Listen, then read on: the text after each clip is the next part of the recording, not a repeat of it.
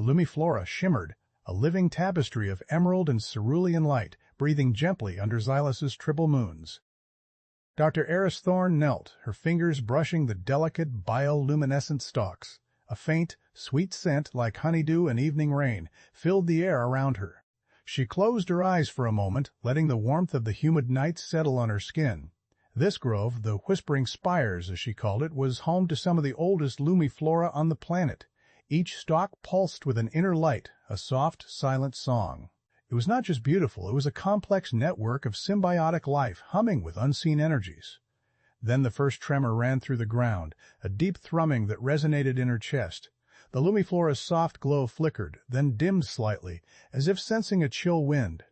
A shadow, vast and angular, began to fall across the moons. Eris scrambled to her feet, her hand instinctively going to the communicator on her wrist. "Commander Valerius Thorne, this is Dr. Valerius Thorne.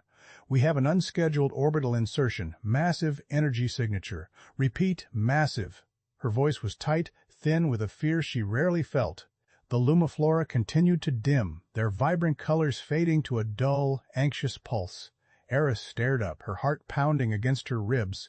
The shadow grew, swallowing the moons, then the stars. It was a ship, no, a fleet, descending from the void. They were not human. On the bridge of the Human Alliance vessel, steadfast, Commander Valerius Thorne watched the K'tharr fleet's descent with a cold dread. His sister's voice, strained and urgent, still echoed in his ear. "Full tactical scan, Captain Lee," Valerius ordered, his voice steady despite the knot in his stomach. Captain Jen Lee, his second-in-command, nodded grimly. Her fingers danced across her console. "Scans confirmed, Commander. K'tharr Hegemony vessels. Over 300 warships, 20,000 transports. Their intent is unclear." Valerius leaned closer to the main view screen. The K'tharr ships were angular and dark like predatory insects. He had studied them for years, their cold logic, their resource-driven expansion. They saw entire species as commodities, planets as mere deposits. They had never encountered a species that valued something as abstract as beauty, or something as insignificant to them as flora. "Unclear?" Valerius scoffed, a bitter taste in his mouth. "They always make their intent clear. They take, they harvest, they destroy anything that stands in their way." He ran a hand over his close-cropped hair. Xylos was not a strategic planet. It held no valuable minerals, no strategic jump points. It held only life. Delicate, vibrant life that humanity had, over decades of careful observation, come to adore. Xylos was humanity's quiet project, their adopted child, a sanctuary of pure ecological wonder. They had invested years, resources, and a piece of their collective soul into understanding and protecting it. Below, on Xylos, Dr. Valerius Thorne watched in horror as the first K'tharr harvesting platforms deployed. Gigantic, clawed machines descended, their metallic appendages tearing into the delicate ground near the Whispering Spires. The Lumiflora screamed, a high, silent shriek that resonated only in Eris's heart. Their light pulsed wildly, then died as the machines ripped them from the soil. The air was no longer sweet. It now carried the metallic tang of alien machinery and the raw, earthy scent of torn roots. Eris pressed her hand to her mouth, tears stinging her eyes. She had studied these plants for 7 years, watched them bloom, understood their silent language. Now they were being consumed. "Valerius," Ares whispered into her comm unit, her voice cracking, "they are harvesting the Lumiflora. They are destroying the spires." Her scientific detachment had vanished. All that remained was a visceral pain, a feeling of deep personal violation. She stumbled backward, watching the destruction. A small, 6-legged creature, native to the grove, scurried past her, its fur a vibrant violet, its eyes wide with terror. It was a whisper moth, a tiny pollinator that depended entirely on the Lumiflora. Eris watched it dart into a collapsing patch of the plants, seeking refuge where there was none. On the steadfast, Valerius's face hardened. He clenched his fists, knuckles white. "Captain Lee, open a hailing frequency to the K'tharr flagship. Top priority. I want answers." Lee nodded, her expression grim. Valerius knew the K'tharr's reputation for never answering hails from lesser species. But Xylos was different. This was not about resources. This was about something humanity had claimed. Not with flags and military outposts, but with affection and a quiet, profound sense of guardianship. It was about their adopted child. A moment later, a rasping, guttural voice filled the bridge. "Unidentified vessel, you intrude on hegemony territory. State your designation and purpose or be destroyed." The voice was flat, devoid of emotion, like grinding stones. Valerius's eyes narrowed. "This is Commander Valerius Thorne of the Human Alliance. You are violating an ecological preserve. Cease your harvesting operations on Xylos immediately." There was a pause, a crackle of static, then a low, rumbling sound that could have been amusement. "Ecological preserve? This planet contains no sentient life. Its biomass is suitable for processing. It is a resource. Your claim is without merit." Valerius felt a cold fury rise within him. "This planet is under human observation and protection. Its life is not a resource for you to exploit." The K'tharr voice grew sharper. "Your species has no claim. You are not native to this system. Your interference is illogical. Remove yourselves or face the consequences." Valerius knew this was it. The line in the sand. He looked at the view screen, seeing the K'tharr harvesting platforms tearing into the beautiful, glowing landscape below. He saw, in his mind's eye, Eris's pain, the silent cries of the Lumiflora. "We will not remove ourselves," Valerius stated, his voice now dangerously calm. "We will defend this planet and everything on it." The K'tharr communication ended abruptly. Silence fell over the steadfast bridge, broken only by the hum of the ship's engines and the rapid tapping of Captain Lee's console. "They're accelerating harvesting operations, Commander," Lee reported, her voice low. "They've deployed 30 more harvesters. They're targeting the densest Lumiflora groves first." Valerius nodded. He knew what he had to do. His orders were to protect human interests, and technically, Xylos was not a direct human interest in the traditional sense of a colony or a strategic asset, but Valerius felt a deeper, older directive stirring within him. A primitive, territorial instinct that transcended logistics and geopolitics. This was about family. This was about something innocent being hurt. He turned to his communications officer. "Send a full report to High Command. Immediate priority. Emphasize the K'thar's direct disregard for our warnings and their destruction of a unique, non-sentient ecosystem under our care. Request immediate fleet mobilization, all available assets. And tell them, humanity is coming to protect its garden." The comms officer's eyes widened slightly, but she nodded and began to relay the message. Valerius felt a strange sense of clarity. He knew the cost would be immense, the logistics a nightmare, the political fallout complex, but the image of the Lumiflora being ripped from the ground, of Eris's heartbreak, solidified his resolve. This was not a war of conquest. This was a war of guardianship. Days turned into weeks. The K'tharr continued their relentless harvesting, their ships a constant presence in Xylos's sky. Dr. Valerius Thorne, despite the danger, refused to leave the planet. She became a ghost among the ruined groves, salvaging what she could, small Lumiflora spores, tiny whisper moth larvae. Her portable lab, set up in a hidden cave, glowed faintly with her desperate efforts. She moved with a purpose, her face streaked with dirt, her eyes tired but fierce. She recorded the K'thar's patterns, the rate of their destruction, the specific areas they targeted. She felt a profound sense of helplessness, but also a growing determination. This knowledge, her observations, would be crucial. Valerius, meanwhile, was fighting a different kind of war. High Command, initially skeptical, had been swayed by the sheer emotional power of Eris's reports and the collective human outcry. News of the K'thar's harvesting had spread like wildfire through the human galactic network. Images of the dying Lumiflora, of Xylos's desecrated beauty, ignited a fury that baffled even Valerius. Petitions flooded the Grand Council. Citizens demanded action. This was not about resources. This was about a universal wrong. The Grand Council, after heated debate, voted overwhelmingly to commit vast resources. Fleets began to mobilize. Humanity was indeed coming. One of the first human assets to arrive was the Shadow Strike, a stealth corvette carrying Sergeant Lena Ghost Ramirez and her elite reconnaissance unit. Lena was a creature of silence and shadow, her movements fluid and undetectable. Her mission to gather intel on the K'thar's ground operations, their harvesting technology, and their command structure. Lena's team inserted under the cover of Xylos's constant, gentle rains, their cloaked dropship barely disturbing the air. The smell of damp earth and crushed Lumiflora filled her nostrils as she stepped out. It was a mournful scent. As Lena navigated the devastated landscape, she saw the sheer scale of the K'tharr's efficiency. Entire forests of Lumiflora were reduced to barren earth. Giant conveyor belts carried the processed biomass into waiting transports. The K'tharr ground troops were methodical, unfeeling. They walked past broken whisper moths, past the shattered remnants of what had once been vibrant life, as if they were nothing more than debris. Lena felt a strange tightening in her chest. She had seen countless battlefields, countless atrocities committed against sentient beings.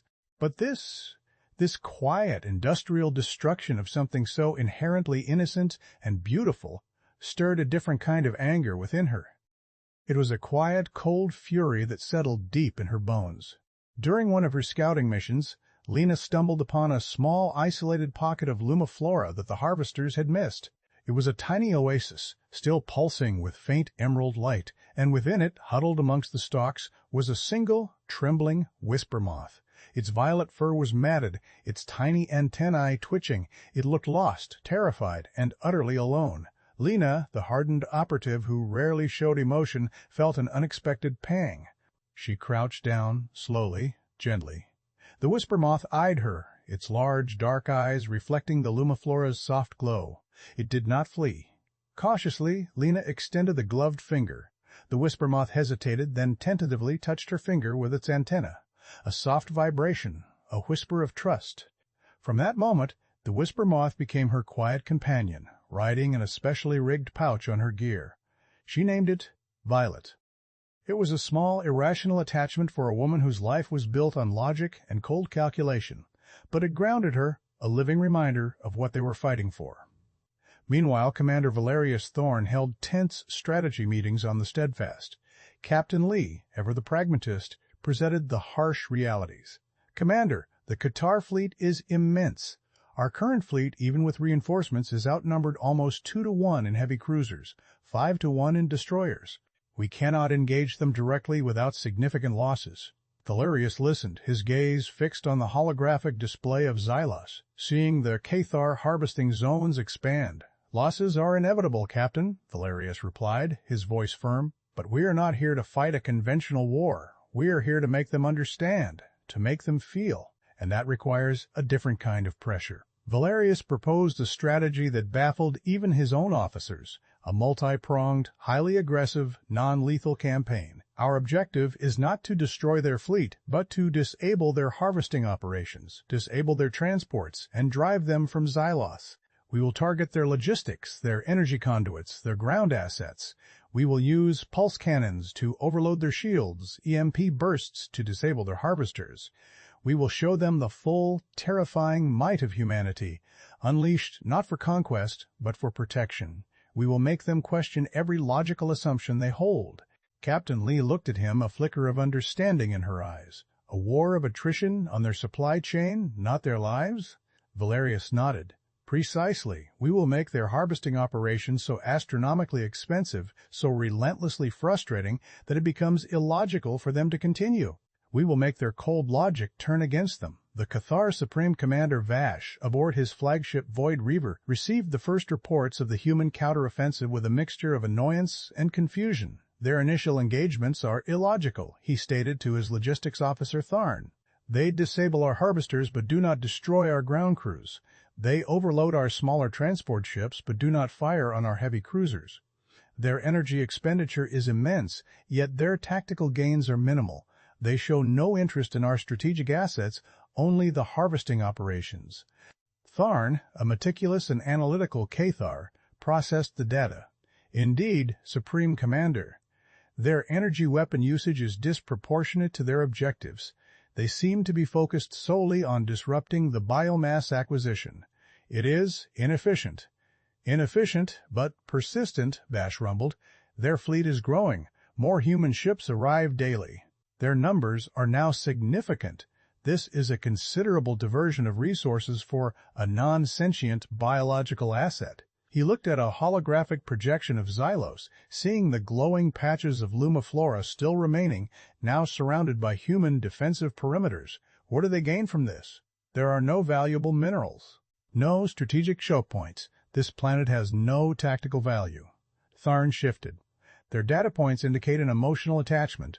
They refer to it as beauty, as an adopted ecosystem. Their cultural records show instances of protecting non-sentient species even beyond their own planet of origin. It is unprecedented for a galactic power. Vash dismissed the notion with a wave of a clawed hand. Sentiment is a weakness. We will continue harvesting. They will exhaust their resources. Then they will retreat. Logic dictates it. On Xylos, Thorne had established a vital communication link with Valerius. She guided Lena's team to untouched groves, identifying key areas the K'tharr had yet to destroy. The sunken gardens are still mostly intact, Valerius, reported, her voice hushed. It is a unique genetic strain, critical for any future restoration. Lena, with Violet nestled securely in her pouch, navigated her team through a network of underground tunnels, avoiding K'tharr patrols. She placed sensor nodes around the sunken gardens, feeding real-time data back to the Steadfast. Her movements were silent, her presence unseen. She observed K'tharr patrols, noting their rigid formations, their predictable routes. Their logic, she realized, made them vulnerable to an illogical enemy. Valerius launched the next phase of his plan. Human destroyers, faster and more agile than the K'tharr heavy cruisers, engaged the Hegemony's smaller escort vessels. They used focused energy bursts, not to shatter shields but to create micro-singularities that momentarily disrupted the K'tharr navigation systems, sending their ships spinning harmlessly off course. On the ground, human combat teams, led by Captain Jianli herself, executed lightning raids. They moved with a fluid, unpredictable grace, unlike the K'tharr's rigid formations. They targeted the K'tharr harvesting machinery directly, using precision charges to disable hydraulic systems, disrupt power conduits, and jam processing units. They engaged K'tharr ground troops only when necessary, using non-lethal sonic disruptors that disoriented rather than killed. The K'tharr, expecting a fight to the death, were utterly bewildered by tactics that aimed only to incapacitate, to inconvenience, to frustrate. A K'tharr harvesting crew, mid-operation, suddenly found their heavy machinery shuddering, grinding to a halt. As they looked up, a small human dropship, swift as a hornet, darted overhead, releasing a burst of energy. Moments later, human ground troops, moving with bewildering speed, swarmed their position, disabling their equipment with precise strikes. The K'tharr soldiers, their weapons charged, prepared for a firefight. But the humans merely disabled their weapons with EMP grenades, then vanished back into the dense Xylos jungles, leaving them stranded and confused. Supreme Commander Vash grew increasingly agitated. The human tactics are perplexing. They do not engage in proper combat. They harass, they disrupt, they vanish. Our harvesting rate has dropped by 70% in the last 3 days. This is unacceptable. Thorne presented new data. Supreme Commander, their resource expenditure is phenomenal. They are using advanced energy weapons and stealth technology on a scale that suggests a galaxy-wide mobilization. Yet, they are not taking territory. They are not targeting our fuel depots or our armories. They are only stopping the Lumiflora harvest. This is madness. Vash slammed a clawed fist onto his console. What is the logical advantage for them? The Lumiflora holds no strategic value. It is biomass, simple organic matter. Thorne paused. Perhaps the logic is not ours, Supreme Commander. Perhaps their logic is based on a different framework. They refer to it as love or parental rage. Their cultural data is filled with similar instances of disproportionate protection for things they perceive as vulnerable or innocent, regardless of their strategic worth. Vash recoiled. Love, parental rage, these are abstract, irrational concepts. They cannot be factored into tactical assessments. He felt a tremor of unease. This was a variable he could not compute. Back on the Steadfast, Valerius received Eris's latest report. Valerius, the K'tharr are digging in. They are establishing fortified positions around their primary harvesting zones. They're not just harvesting, they're defending their right to harvest. It's becoming a war of wills. Valerius nodded. Good. Let them. The more resources they commit to defending a non-strategic asset, the faster their hegemony will feel the strain. He looked at Captain Lee. Prepare for the next phase. We're going to put their logistics under unbearable pressure. We're going to make every single Lumiflora spore they try to collect cost them 1,000 times its worth. The human strategy evolved. They began to use specialized harvester-Bane's drones, small autonomous craft designed to mimic the Xylos ecosystem, blending with the environment. These drones would latch onto K'tharr harvesting machines, injecting them with high-frequency sound waves that vibrated their internal components, causing systematic mechanical failures. The K'tharr would send repair crews only for other drones to target the repair ships, disabling them with focused EMP pulses. It was a relentless, infuriating campaign of minor sabotage that slowly, inexorably ground the K'tharr operations to a halt. Lena, with Violet still tucked safely away, was instrumental in deploying these drones. Her knowledge of the Xylos terrain, combined with Eris's understanding of the Lumiflora's unique energy signatures, allowed her team to place the drones where they would be most effective. She watched, hidden in the dense foliage, as a K'tharr commander screamed in frustration at a malfunctioning harvester. The commander kicked the machine, then turned to his troops, demanding answers. Lena felt a grim satisfaction. They were not just disrupting operations, they were sowing discord, creating frustration, eroding the K'tharr's rigid command structure.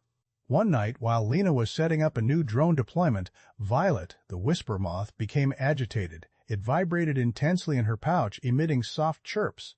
Lena paused, her instincts honed by years of fieldwork. She listened. A faint, irregular thrumming, different from the constant drone of K'tharr machinery. She followed Violet's lead, moving silently through the undergrowth. She discovered a small, hidden K'tharr research outpost. It was not a harvesting site. It was a scientific station.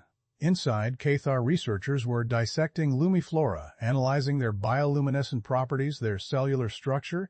They were trying to understand why humanity cared so much.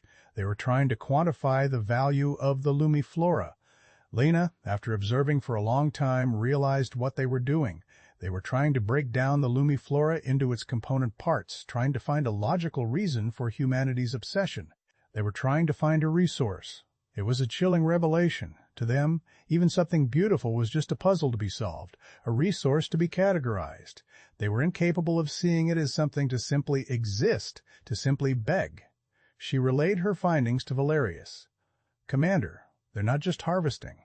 They're studying the Lumiflora, trying to understand its value from our perspective. They're dissecting it." Valerius's response was swift and decisive. "Captain Lee, redeploy the Vigilant and Guardian to Xylos's night side.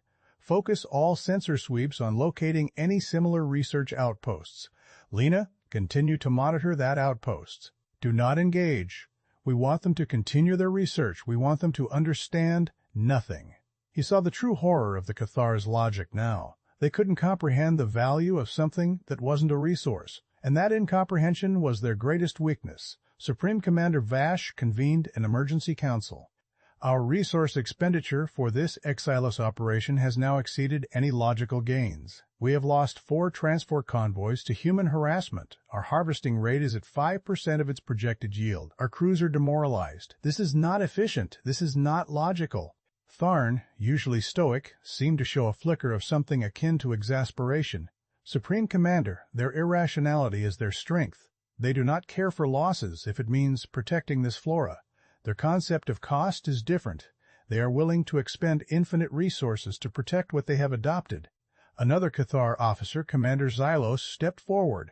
"Supreme Commander, a new pattern has emerged. The humans are now broadcasting images. High-resolution images of the Lumiflora, of Xylos, of the damage we have inflicted. They are not communicating with us directly, but they are communicating with their own species. They are using emotional appeals. They are rallying their populace. Their entire civilization seems to be focused on this single, seemingly insignificant objective." Bash felt a cold dread creeping into his circuits. An entire civilization focused on flora? This was beyond his comprehension. This was beyond their strategic models. On the Steadfast, Valerius received a transmission from Earth.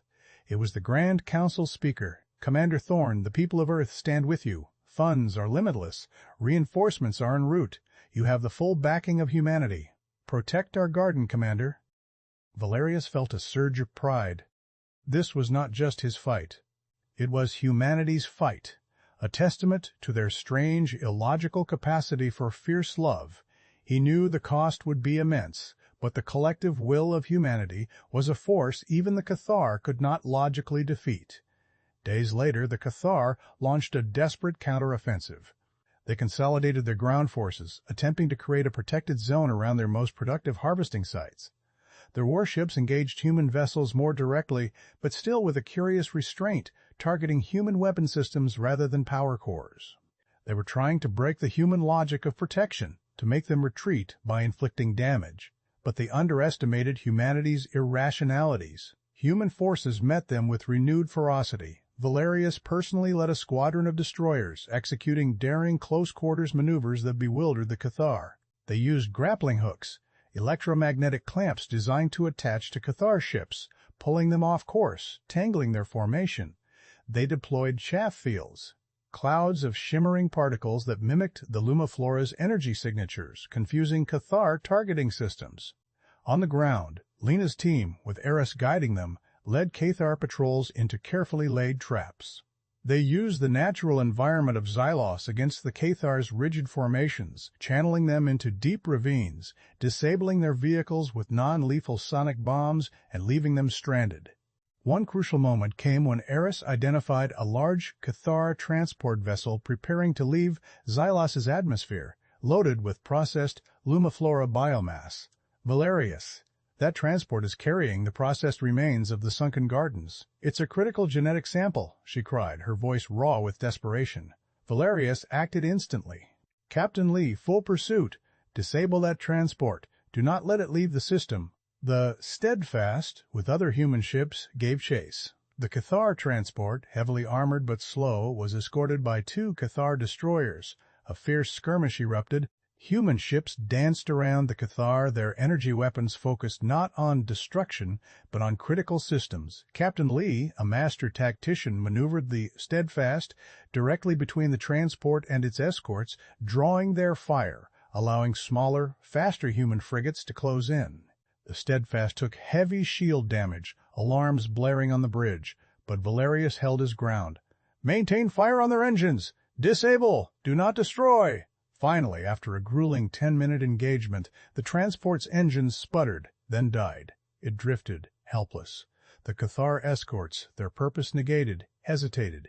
They looked at the disabled transport, then at the human ships, which were now forming a defensive perimeter around it, preventing any K'tharr recovery. Supreme Commander Vash, witnessing the scene from the HFY Reaver, felt a chill. They are protecting biomass, even after it has been processed. They have disabled their own capital ships to prevent the removal of refuse. Thorne nodded, his posture unusually rigid. Their data indicates they view this biomass as a desecrated body.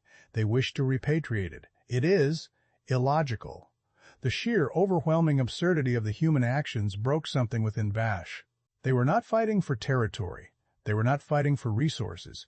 They were fighting for something utterly incomprehensible. They were willing to sacrifice their ships, their personnel, their very economic stability, to protect a plant. And not just protect it, but protect its very remains, its processed corpse. This was not war as he understood it. This was a form of terrifying, unpredictable devotion. "Supreme Commander," Thorne stated, his voice devoid of his usual analytical calm, "we have calculated the projected resource expenditure to continue this operation. Based on current human engagement patterns, to achieve even a 50% harvest of Xylos would require 5 times our current fleet, a 50% increase in logistical support, and a complete redirection of hegemony resources for at least 3 standard cycles. The cost would destabilize the entire hegemony. It is unsustainable." Vash stared at the numbers, his internal processors whirring. The logic was undeniable. The cost was astronomical. But it was not the numbers alone that swayed him.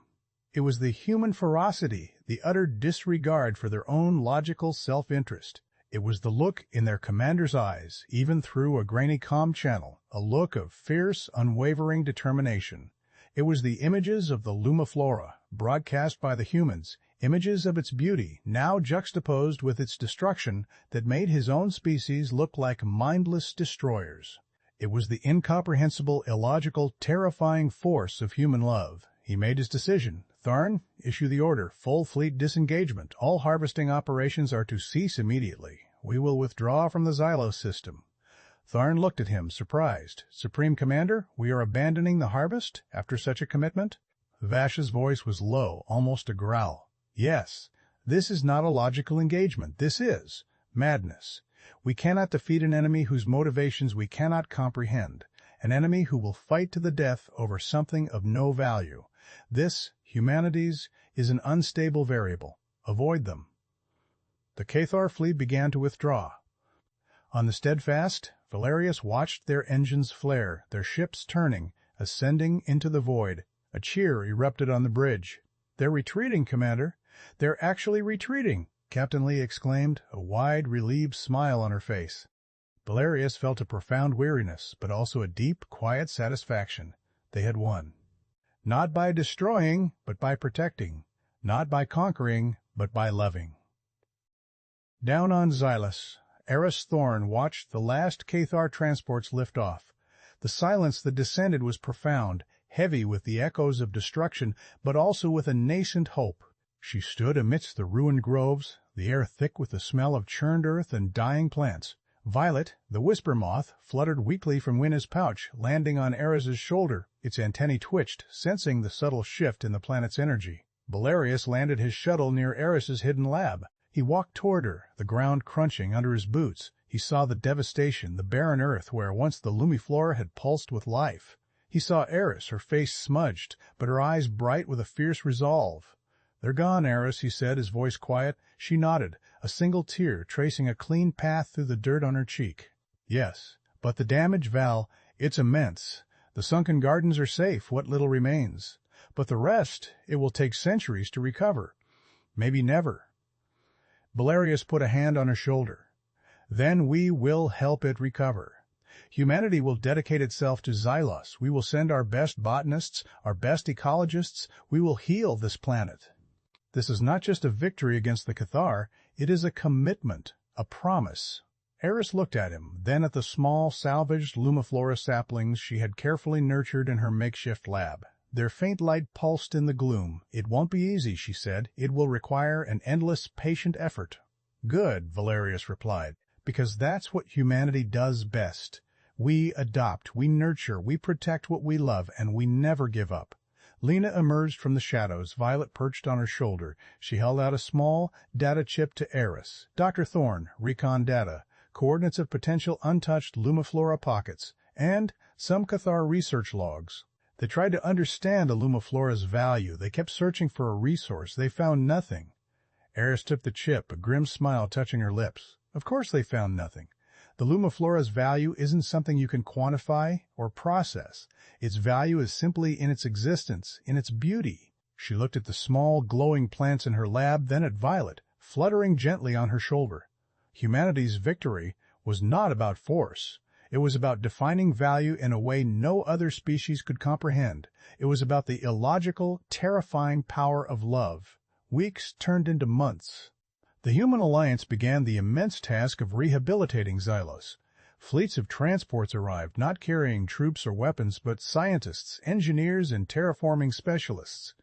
Construction drones designed to minimize impact on the fragile ecosystem moved across the scarred landscape, preparing soil, nurturing young saplings. Dr. Valerius Thorne became the lead architect of the Xylos Restoration Project, overseeing teams of botanists and ecologists from across the human galaxy. She moved with a tireless energy, her scientific rigor now fused with a deep, personal commitment. She spent hours in the salvaged sunken gardens, carefully propagating new Lumiflora, experimenting with nutrient solutions, analyzing soil samples. Her hands, once precise in their scientific measurements, now moved with a gardener's gentle touch. Valerius Thorne, after ensuring the K'tharr withdrawal was complete and irreversible, had been reassigned to overseeing the long-term security of Xylos. He found himself spending less time on the bridge of a warship and more time in orbital observation posts, coordinating supply convoys and patrolling the system perimeter. He saw the green shoots of new life, the faint glimmer of new Lumiflora glowing in the rehabilitated areas. He often visited Eris, watching her work with a quiet sense of awe. He had fought the war, but she was rebuilding the life. Their relationship, always close, had deepened, forged in the fires of shared purpose and a common grief for a desecrated world. Captain Jian Li, initially skeptical of the irrational war, had become one of its staunchest advocates. She now commanded the Steadfast in its new role as Xylos's guardian vessel, leading patrols and interdicting any rogue K'tharr scouting probes. She often mused with Valerius about the perplexing nature of their victory. "Commander, the K'tharr simply gave up. They couldn't understand our motive. They couldn't compute the cost of fighting against sheer, stubborn, illogical devotion." Valerius would only nod. "Precisely, Captain. Their logic was their cage. Our lack of it was our weapon." Sergeant Lena Ramirez, surprisingly, did not return to her Black Ops unit. She requested a transfer to the Xylos environmental security teams, working closely with Eris on the ground. She became a protector of the fragile new life, her stealth skills now used to monitor the growth of Lumiflora saplings, to observe the returning whisper moths, and to ensure the K'tharr or any other curious alien species did not return. Violet, her whisper moth companion, had grown larger, its vibrant violet fur richer, its antennae more perceptive. It often perched on Lena's shoulder as she patrolled the regenerating groves, a silent sentinel. Lena, who had once found solace in solitude, now found a different kind of peace in the quiet hum of growing life. Her arc had shifted from the shadows of war to the nurturing light of restoration. She still carried a weapon, but now her primary purpose was protection, not destruction. She learned the rhythms of Xylos, the subtle changes in the air before a storm, the gentle rustle of new leaves, the faint, hopeful glow of the re-emerging Lumiflora. The K'tharr Hegemony, meanwhile, had been thrown into disarray. Supreme Commander Vash, facing internal scrutiny for the catastrophic resource drain and the illogical withdrawal from Xylos, was demoted. Logistics Officer Thorne, however, found himself unexpectedly elevated. His warnings about the human variables had been proven eerily accurate. Thorne now advised the Hegemony on unpredictable species encounters. He pored over human cultural data, attempting to build new strategic models that incorporated irrational variables like love and attachment. He still found it illogical, but he now understood it was a force to be reckoned with. The K'tharr had learned a costly lesson: not to engage with humanity when something beautiful and innocence was at stake. One crisp Xylos morning, months after the K'tharr withdrawal, Eris, Valerius, Lena, and Captain Lee stood together in what was once the devastated Whispering Spires Grove. The ground was no longer barren. Young Lumiflora saplings, nurtured by human ingenuity and care, pulsed with a gentle, hopeful light. Whisper moths, their numbers slowly growing, fluttered among the plants. The air, once metallic and sorrowful, now carried the sweet scent of new growth and damp earth. "It's a start," Eris said, her voice soft, full of emotion. Valerius placed a hand on her shoulder. "It's more than a start, Eris. It's a testament to what we can do when we decide something is worth fighting for." Lena, her face calm, extended a finger. A tiny whisper, moth, not violet, landed on it, its antennae twitching gently. Lena smiled, a rare, soft smile. Captain Lee looked out at the glowing grove, then back at her commander and his sister. "They truly could not comprehend it," she murmured. "The cost of fighting something with no logical value. The cost of fighting against a parent's rage." The Lumiflora continued to grow, slowly, patiently. Xylos was healing, and humanity, in its strange, illogical, and fiercely protective way, had shown the galaxy a new definition of power. Not the power of conquest, but the power of compassion. The K'tharr had tried to harvest the flora. They had forgotten that humanity adopts everything, and once humanity adopts something, it becomes family. And you do not touch humanity's family, not if you value your own existence. The stars watched, and the whispers of a new, unpredictable force spread through the void, a force that fought not for territory, but for a glowing, innocent plant, a force called humanity.